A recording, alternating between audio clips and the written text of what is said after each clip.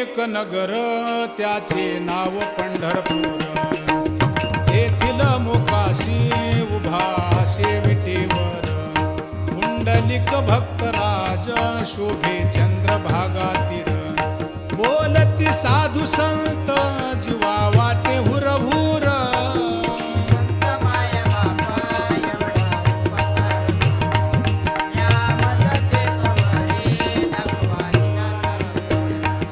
मज नाही हात पाय डोळा पडली झांपड,